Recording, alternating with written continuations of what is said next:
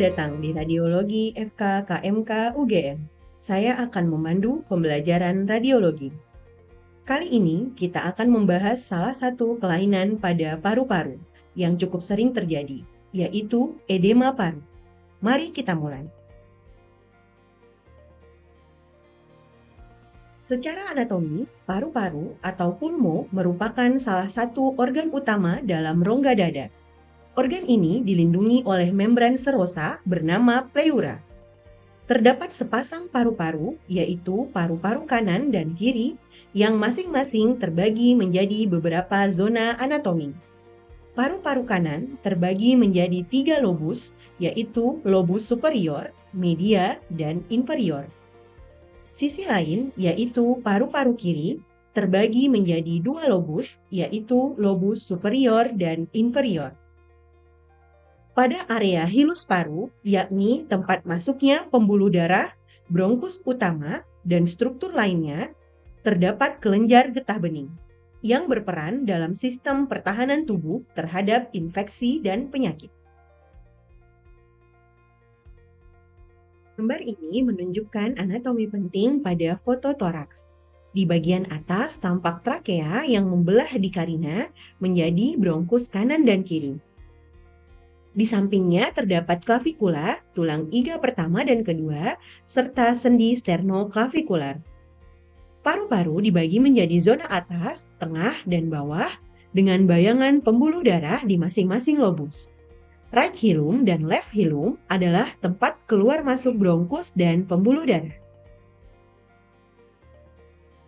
Edema paru merupakan suatu kondisi terdapat peningkatan akumulasi cairan di interstitial space dan alveolar space yang dapat disebabkan karena ketidakseimbangan tekanan hidrostatik dan onkotik, terdapat obstruksi sistem limfatik pulmonal, adanya penyakit yang dapat merusak kapiler ataupun alveolus. Secara umum, edema paru dibagi menjadi 2 penyebab utama.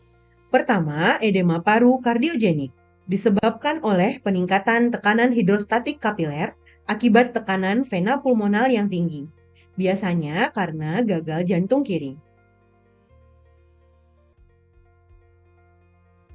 Kedua, edema paru non-kardiogenik, disebabkan oleh peningkatan permeabilitas kapiler paru akibat inflamasi atau cedera, seperti pada ARDS, sepsis, atau inhalasi zat toksik. Staging edema paru terbagi menjadi beberapa tahap, dimulai dari stage 1 atau redistribusi. Pada tahap ini terjadi pelebaran pedikel vaskular paru, pembesaran jantung atau kardiomegali, dan peningkatan rasio arteri terhadap bronkus. Ini menandakan aliran darah mulai bergeser dari bagian bawah ke atas paru yang biasanya disebut sebagai adanya sepalisasi. Selanjutnya, stage 2 atau edema interstisial, cairan masuk melalui jaringan interstisial paru dan menimbulkan beberapa tanda radiologis seperti Kerley lines, yaitu garis pendek horizontal di perifer paru, peribronchial cuffing, penebalan dinding bronkus akibat cairan, perihilar haze, bayangan kabur di sekitar hilum, dan penebalan visura interlobaris karena penumpukan cairan.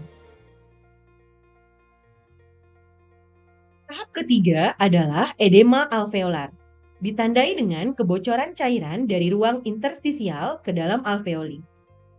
Ciri khas radiologisnya adalah batwing appearance, yaitu gambaran konsolidasi simetris dari hilus ke perifer, menyerupai bentuk sayap burung. Penampakan ini bisa ditemukan pada edema paru kardiogenik maupun non-kardiogenik. Selain itu, airspace shadowing atau konsolidasi menjadi tanda adanya cairan di alveoli. Tampak juga sudut costophrenikus yang tumpul akibat efusi pleura dari kebocoran cairan interstisial ke rongga pleura.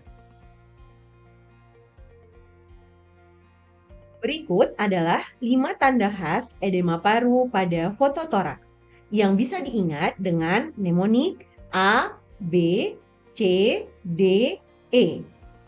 A. Alveolar edema, tampak sebagai airspace shadowing yaitu gambaran opasitas di area hilus yang menyebar simetris ke perifer, membentuk pola batwing appearance.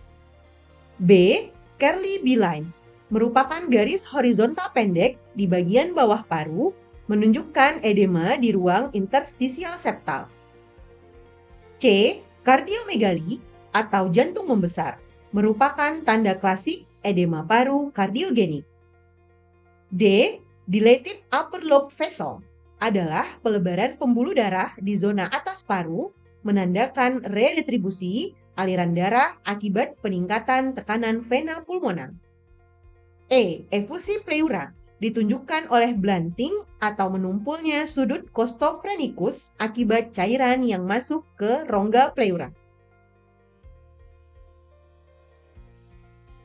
Pada pemeriksaan CT toraks, edema paru memiliki beberapa ciri khas yang perlu dikenali. Yang pertama adalah ground glass opacification, tampak sebagai area buram samar tanpa menghapus gambaran pembuluh darah.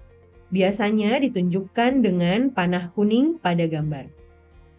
Kedua, terdapat penebalan struktur bronkofaskular yang bisa disebabkan oleh pelebaran pembuluh darah atau penebalan jaringan di sekitar bronkus dan pembuluh darah. Dan yang ketiga, tampak penebalan septa interlobular, dikenal juga sebagai Curly B-lines, yang mencerminkan edema di jaringan interstisial paru.